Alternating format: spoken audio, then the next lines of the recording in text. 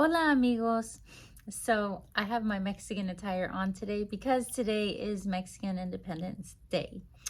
Um, but I'm here to talk about forgiveness. How do you forgive a person who has sinned severely against you? It's a hard journey. Trust me, I know. I had unforgiveness in my heart for decades and it was eating me up alive. In fact, other relationships that would come into my reality would be ruined by the anger and the unforgiveness in my heart. In fact, I would see other people as doing the same thing that has been done to me in the past. They created fear inside of me, and that is why God asks us to forgive. That way, we don't pollute ourselves and we don't pollute our mind and our heart. There's so much more for yourself to forgive others than it is for the other person. In fact, so I was reading these two scriptures on forgiveness, right? And it's not something that God suggests us to do, it's a command. You must forgive. What did Jesus say on the cross? Forgive them, God, for they do not know what they do. Jesus forgave the people that crucified him. That is how important, severe forgiveness is to God, that he allowed that to happen to Jesus.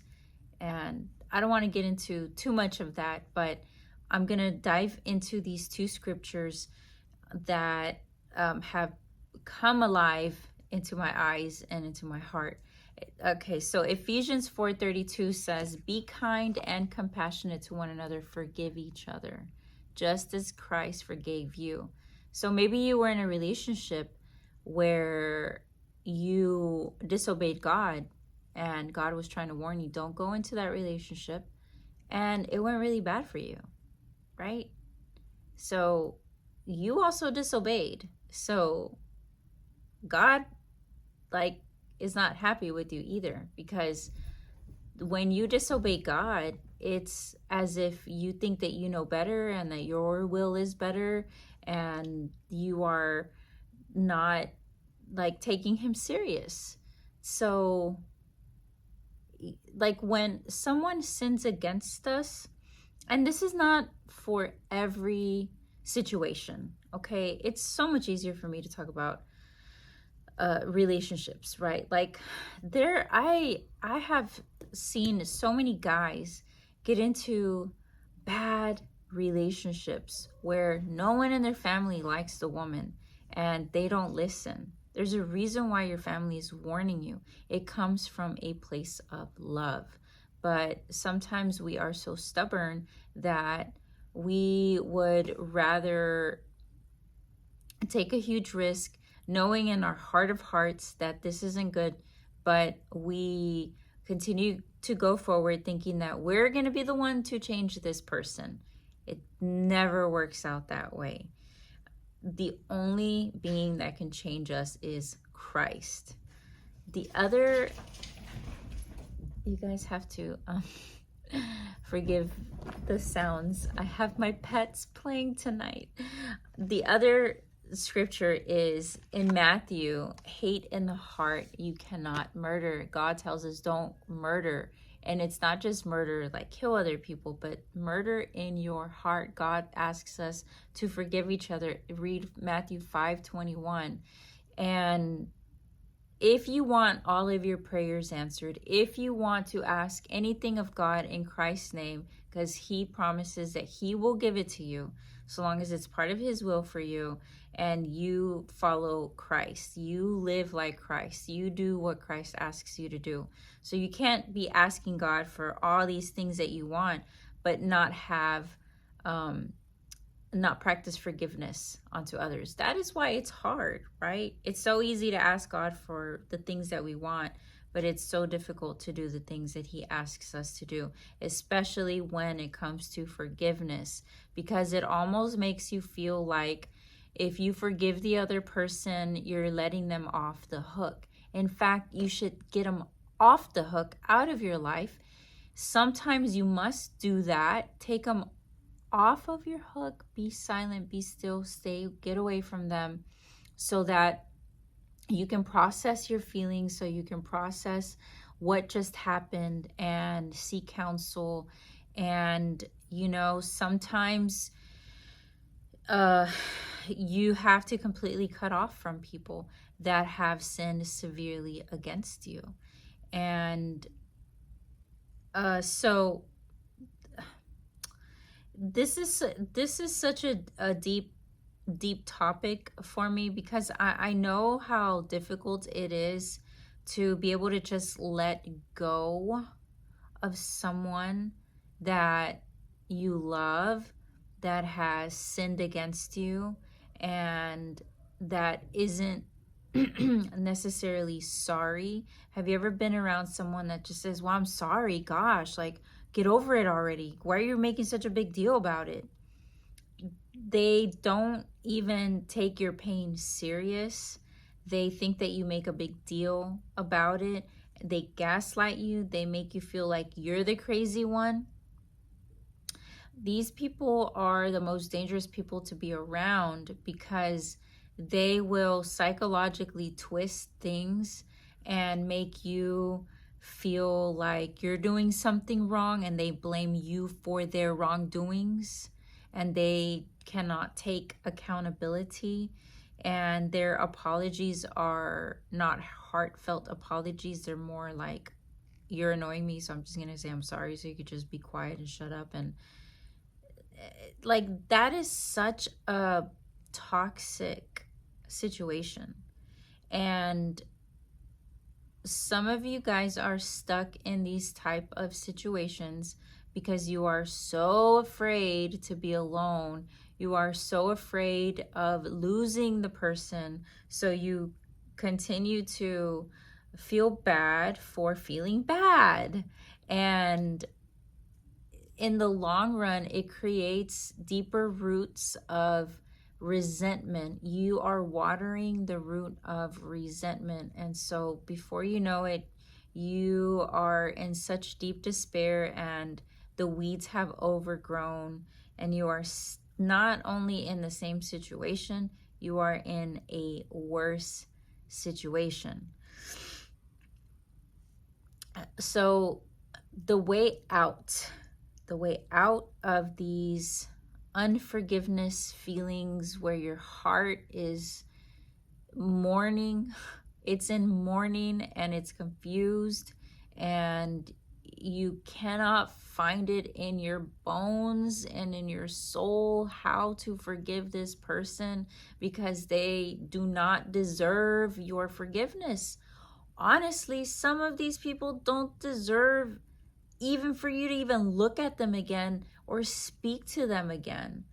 Sometimes people sin against you that bad, and you have every right to feel that way. You have every right to block them. You have every right to write them out of your life. Go rest with God, seek His help, and this is the way. Because we sometimes do not have the capacity to forgive someone who has sinned against us, where they stole our innocence, where they completely ruined our life. They showed zero compassion. They flip things on you. They manipulate you, and they make you feel guilty on top of all of that. How could you possibly forgive someone like that, right? That's the feeling. I understand. I get it. And then they don't even feel bad about it on top of that. I mean, come on. That is why I feel like it's so hard to forgive. What do you mean? What do you mean, God? Like in Ephesians 4:32, what do you mean be kind and compassionate to one another and forgive each other? How can you possibly ask me to do this? Don't you know the betrayal? Don't you see what they've done? How could you possibly ask this from me? All I feel is revenge and anger in my heart and rage. Like,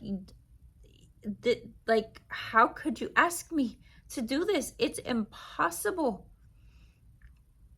because this feels impossible and it takes time to process all of this and get to a place of even having the thought that you might try it. Okay, maybe I'll try and attempt this, but nothing in my mind and nothing in my heart wants to do this, but I might give it a try. That is having faith the size of a mustard seed. You have to believe that you will absolutely be able to forgive and let this go and never have a thought of this again. And if the thought of this ever comes up again in your future after you've worked through the forgiveness, it'll feel like such a distant memory, and the feelings might bubble up every now and then, but it's going to get to a point where it's like you're going to start celebrating. You're going to be like, oh, you start to feel like a champ. Like, I did it. I did the impossible. I had faith the size of a mustard seed that God was going to see me through this. And this is the whole point. You cannot do this on your own. You cannot forgive on your own, especially if the sin against you has been that severe, if they stole your innocence. It's not in us. By ourselves, we are incapable. There are certain things in life that only God can supernaturally help us through it. And it's for Him. Forgiveness is not for you. Yes, it is for you, for you to be set free, right? But it's deeper than that. Why are we Christian? God never said that this was going to be an easy life, but He said He's never going to leave our side. He loves us beyond words, beyond measure, and He will never leave us nor forsake us, and His plans are for our good and to prosper us and to give us a future. And His plans for us is to His plans are bigger, way bigger than our plans. He sees the big picture. He knows what He's doing. We have to trust Him. That is what He's asking us to do. So we have to trust Him when He tells us, you must forgive. When you forgive someone that has wronged you, that person will be convicted. That person will start to think twice about what they did. Even if they don't show it, if they don't see it, late at night, when they're by themselves, when they're alone with their thoughts, God doesn't leave us. He doesn't even leave those people that have betrayed you and hurt you. He is talking to them. He is chasing after them. And if you show God's face in forgiveness, when you are able, even if you don't feel it, even if you don't mean it, you say, you know what, I forgive you. God has asked me to forgive you, and I forgive you. And that's it. That's all you have to say. But I know what you're thinking. I don't want to do this. I don't really forgive you. I'm just saying this because I have to say this. That is okay, because that is you obeying God. And it's you having faith the size of a mustard seed that you know God is helping you through this. You have to just obey. That's part of the sanctification. It's part of you growing spiritually. And I promise that you will see the fruit grow later. When you can live that sacrifice the way Jesus lived, and He forgave those who killed Him, this person will see God speak through you to them. If you remain in anger, rage, you have murder in your heart, you curse them out, who do you think they're going to see? They're not going to see God. They're going to see themselves. They're going to see the enemy. They're going to see the darkness. And you guys are equal. You guys are the same. There's going to be no change. It's only going to get worse, because iron sharpens iron. If you allow yourself to become like them, you will become dull. You cannot associate yourself with people that constantly sin against you. You've got to go find your right people. You've got to go find the people that love you and that cherish you and that value you and that will walk side by side with you and guide you with the word, because we are not meant to follow Christ by ourselves. It's such a heavy, hard life, especially at the beginning, because there's going to be a lot of doubt. There's going to be a lot of attacks from the enemy because he doesn't want you to forgive people. That means you're not going to be acting according to him, who wants you to stay in hate and anger and curse people out. And he doesn't want you to have love, peace, joy in your heart. He doesn't want you to forgive people, because then you're going to be looking more like Christ. And he hates Christ. But if you submit yourself to the word of God, you say, you know what? I don't get it. I don't feel it. I don't want to, but I'm going to do the sacrifice to obey you, God. You say that you will never leave me nor forsake me, and that I should not worry, and that those who love you and I love you, and you say that those who love you, you are holding up. I can't remember exactly what it says, but he holds you up with his righteous right hand. You will not fall. You may feel deflated and depressed and in despair, but he will not let you fall. He is holding you up. You are equally yoked to Christ. He is helping you through this. And sometimes you feel like you've got to do it all on your own. You have to figure out how to forgive all on your own. No. During this time of forgiveness, you're more likely going to need a ton of rest. And let me tell you why. Because when you are ready to give that burden to Christ, where, you know what, I can't do this on my own. I've been trying to forgive this person for years. For me, it was decades. And I can't do it on my own. Instead of numbing out, instead of seeking to forget this by doing things I shouldn't be doing to try to forget, but I never dealt with it. It's always been there, and it's always going to resurface. And I said, I'm tired of running from this. I cannot run it. I can't run away anymore from this. God, I'm going to trust you. And you know what it's going to require from you? To feel all of your emotions. And trust me, it's going to get real dark. And that is why I say you cannot be alone. You've got to seek help. And you have to give yourself so much grace and compassion, and take some days off if you have to, because you will be in bed crying and feeling all of the feelings that you have been running away from feeling. But know that this too shall pass. You've got to get through it. I promise you will make it to the other side. And it's growing pains. I always refer back to the gym. You want to grow within. It's like going to the gym. It's like when you open the Bible. You can't just open and say, okay, I'm healed. I got all the good words. Same thing. You can't just go to the gym and show up to the gym and do nothing and say, all right, my body's being built. You've got to do the work. You've got to go through the pain, the growing pains. And because I've been through it and I made it to the other side, that is why I'm here to share that you can do it, and you are going to do it. Especially if you are here and you've watched this video up to this point, know that you are 100% on your way. You are going to make it because you have the desire to make it, and you are seeking God. You have to start seeking God. And I'm telling you right now that is the only way I was able to be set free.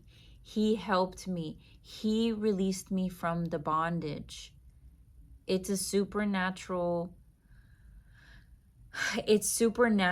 and sometimes you need the supernatural help.